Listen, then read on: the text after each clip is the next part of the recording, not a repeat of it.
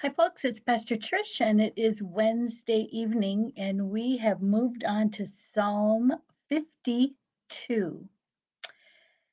Do you hear my big sigh? See it? Oh, Psalm 52. Psalm 52 is almost an instructional, not almost, an instructional psalm that reminds us of the way that we are to walk. It has three sections or three stanzas to it. And in the first one, the psalmist is addressing the mighty one, the other person. They talk about this person as the person who has power or mighty. Often, when we use that kind of language in the Hebrew, it's talking to God or about God. But in this particular case, it's talking to, or the psalmist is talking to that person who has power, who at the same time is not following in God's ways. And so you hear about the one who has turned their back on God, or who is, one of the things I read was there was really no such thing as being an atheist in ancient times. You didn't not believe in God. So you could look at this as perhaps someone who is atheist today, but more importantly, it was somebody who was pretending like God wasn't there, pretending that God didn't exist. And so that's who the first stanza is directed to.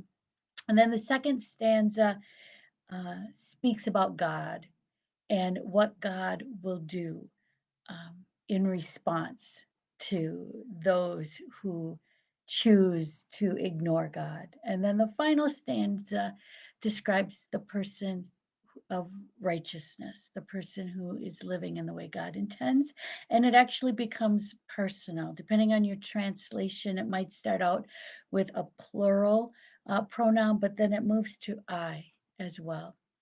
And so I am going to read this psalm for us. Invite you to join me in this reading and praying of this psalm. And then we'll spend just a little bit more time in relationship to that last stanza with the person who is um,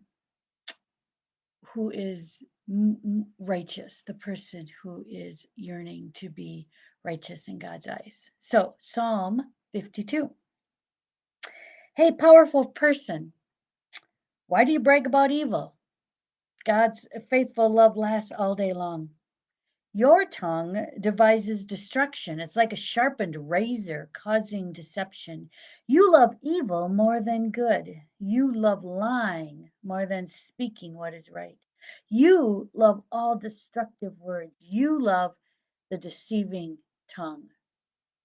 It's the psalmist doesn't mince words, does he or she? And then the second stanza. But God will take you down permanently. He will snatch you up, tear you out of your tent, and uproot you from the land of the living. The righteous will see and be in awe. They will laugh at those people. Look at them. They didn't make God their refuge. Instead, they trusted in their own great wealth. They sought refuge in it to their own destruction. And then finally, the third stanza. But I am like a green olive tree in God's house. I trust in God's faithful love forever and always. I will give thanks to you, God, forever because you have acted. In the presence of your faithful people, I will hope in your name because it is so good.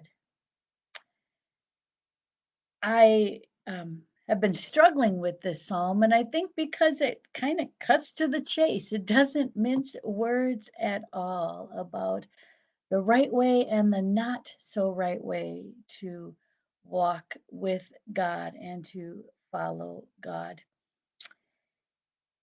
And that last stanza, and so I was feeling like I need to end on a note of grace or good news here. And we get that in that third stanza. I'm like a green olive tree in God's house. You know, olive trees, I didn't know that until I had the opportunity to go to Israel and Palestine. Those olive trees live for hundreds and hundreds and hundreds and hundreds of years, or can. And strong, um, in many ways unbreakable trees that have just a sturdiness and a strength to them. And to be able to say, I'm like that in God's house, is miraculous in many ways. I trust in God's faithful love forever and ever. And what caught me here is in the presence of your faithful people, I will hope in your name because it's good.